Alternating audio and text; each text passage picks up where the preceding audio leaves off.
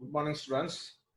Today I am going to explain about 8085 architecture.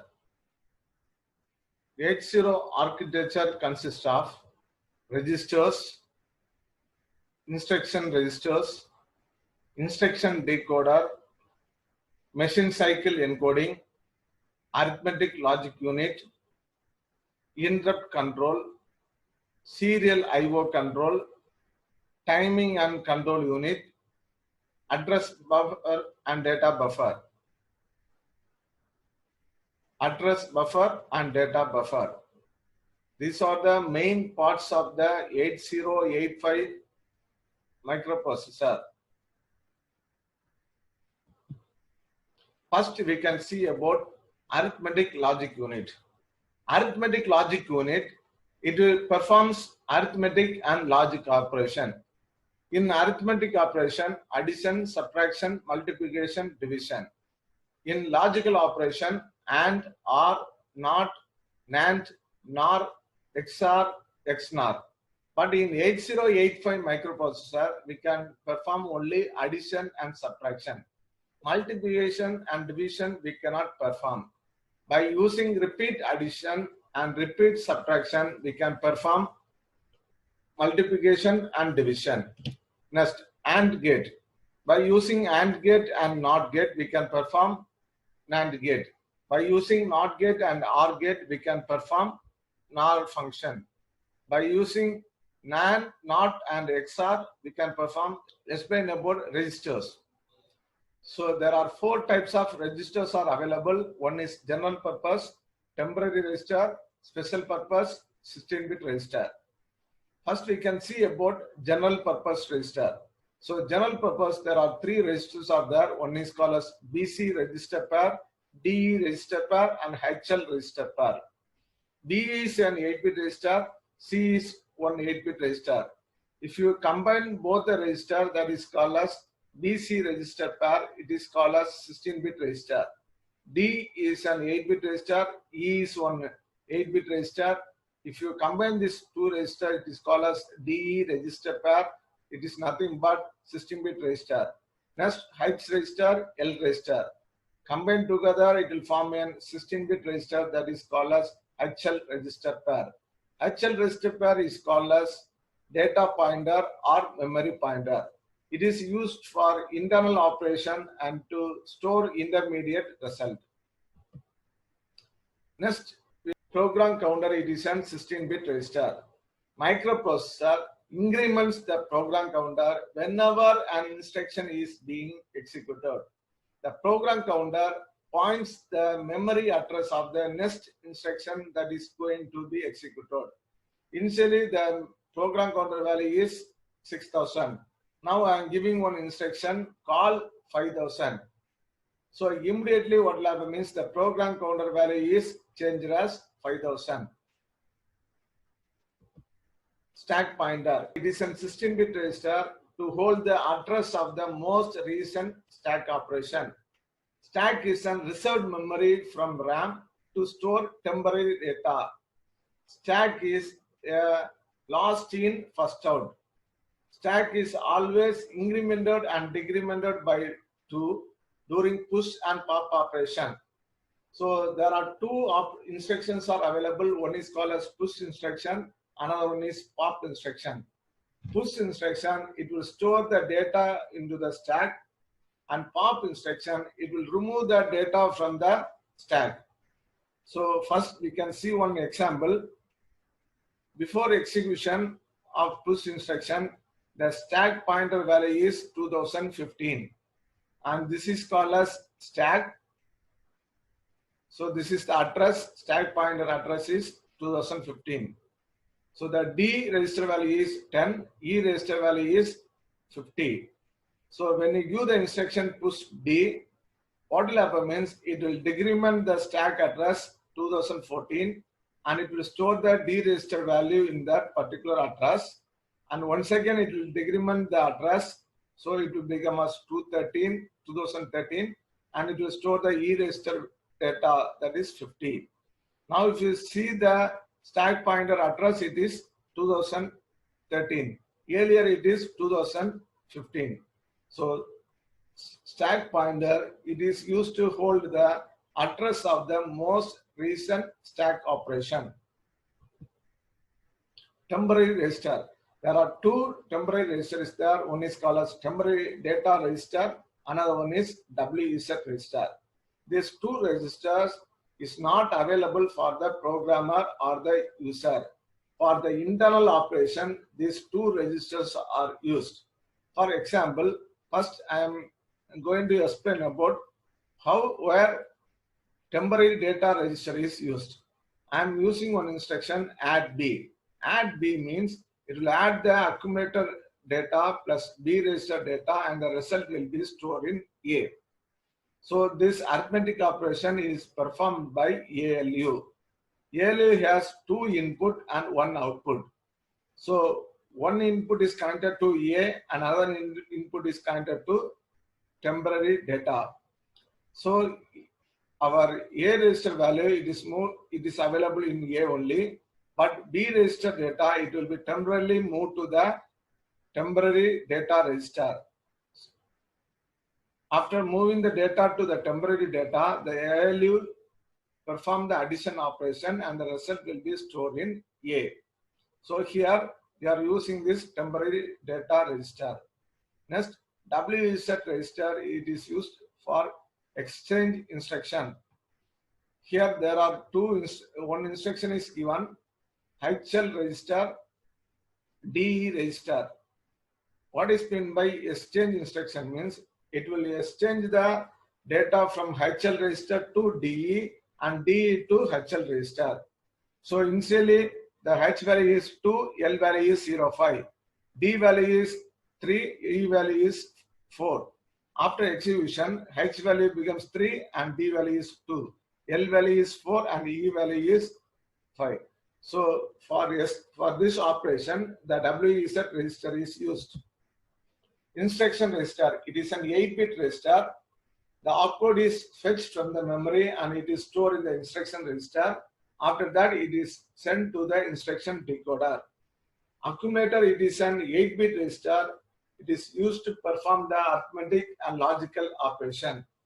So if you want to do any arithmetic or logical operation, compulsory we have to use the A register. So it is called as accumulator. It will use the A register as well as the result will be stored in A register only. Flag register, it is an 8-bit register. So it is used to know the status of the microprocessor. So in 8-bit register, only 5-bit is used, 3-bit is used for future purpose. So there are 5 types of flag is available. One is carry flag, parity flag, auxiliary carry, zero flag, and sign flag. Now we can see about what is meant by carry flag, what is meant by parity flag, what is meant by auxiliary carry, what is meant by zero flag, and what is meant by sign flag. When you do any arithmetic or logical operation, so the result will be updated in the flag register. Suppose I am doing an addition operation. So here I am giving some A register value, B register value, I am doing the arithmetic operation. When I do the arithmetic operation and my result is, this is my result. So here, if you see, there are 6 number of ones is available in the result. So if in the result there are even number of ones, that is called as even parity. Odd number of one means odd parity. So the result we are having even numbers. So the parity flag will be set as 1. If the result is odd number, so the parity flag will be 0. Next one is zero flag. If you are subtracting two numbers, 5 minus 5, the answer is 0. If you get the answer 0, the zero flag will set, else the zero flag will be 0. What is meant by sign flag? If the D7 bit is 0, we see here in the result, the D7 bit is 0. So the sign flag is 0. If the D7 bit is 1 means the S value is 1. So if it is D7 bit is 0, it is called as positive number. And if D7 bit is 1, it is called as negative number. what is meant by carry flag? When you do arithmetic operation, if you get any carry in the D7th bit, that is called as carry flag. Else the carry flag will be 0. And auxiliary carry means in the D3 bit, if any carry occurs, that is called as auxiliary carry. Otherwise, auxiliary carry value will be 0. So when you do any operation, the result will be updated in the status flag. Timing and control unit. The timing and control unit, it provides timing and control signal to the microprocessor to perform the operation. Example, it is used to interface external device. It is used for fetching, decoding and executing, and it is used to synchronize all the clock signals. All the operations are synchronized by the clock signals. Next, interrupt control. As the name suggests, it controls the interrupt during a process. You all know what is meant by interrupt. Interrupt is a signal given to the processor by hardware or software to perform a task immediately. So here, the microprocessor is executing a main program. So when interrupt occurs, the microprocessor stops the main program and it will go to the interrupt program. After completing the interrupt program, it will come to the main program. So there are 5 interrupt signals are there: INTR, RST 7.5, 6.5, 5.5 and TRAP. These are called as hardware interrupts. Address buffer and address data buffer. The content stored in the stack pointer and program counter is loaded in the address buffer and address data buffer to communicate with the CPU. So address buffer and data buffer, it is used to communicate with the CPU. The content from the stack pointer and program counter, it is communicated to the CPU through this address buffer and data buffer. And from memory and I/O devices, the data and address will be transferred to the buffer. From the buffer only, it is transferred to the microprocessor. Address bus and data bus. Data bus, it will used to carry the data from one device to another device. It is a bidirectional. Data bus is a bidirectional. It consists of 8 lines. Address bus is an unidirectional bus. It consists of 16 lines. Address bus carries the location to where it should be stored. Incrementer and decrementer address latch. It is used to increment and decrement the 16-bit register for program counter and stack pointer. So every instructions, the program counter and stack pointer value gets incremented and decremented. This increment and decrement operation is performed by incrementer and decrementer address latch. Serial input output data. It is used for serial communication. Serial communication consists of 2 pins. One is called as SID, another one is SOD.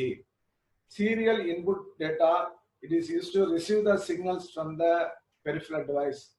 Serial output data, it is used to transfer data from microprocessor to peripheral device.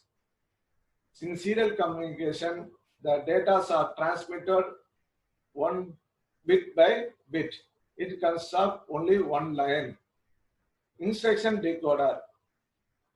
The instructions are fetched from the memory and it will store in the instruction register. From the instruction register, the opcode is moved to the instruction decoder.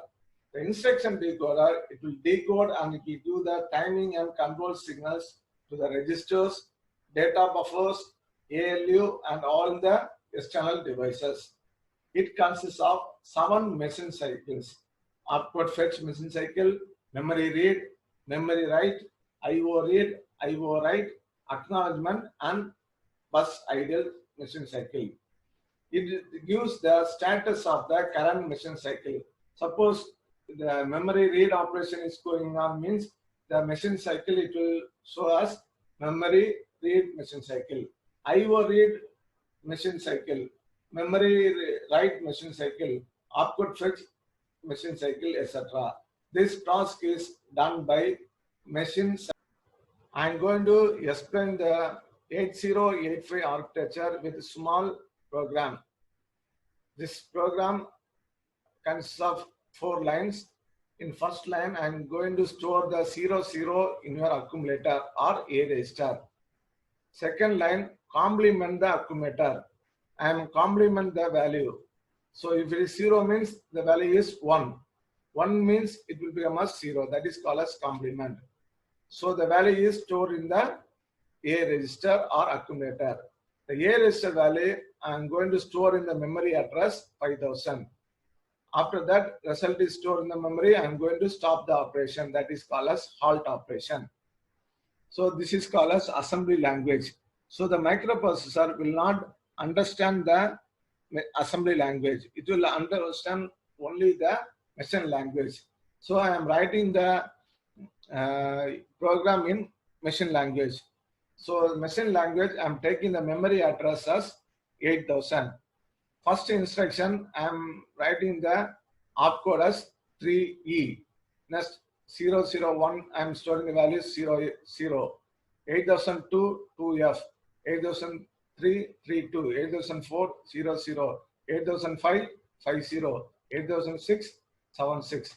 This is the machine language, and this is the assembly language. This machine language is stored in the memory. So first what will happen means, this is a program counter. So the program counter value is initially 8000 because that is the starting address of the program. Always the starting address of the program is stored in the program counter. So from the program counter, it will come to the address and data address buffer. From here, it will go to the memory. So in memory, it will point out the memory location 8000. In 8000 memory location, what is the data available? 3E.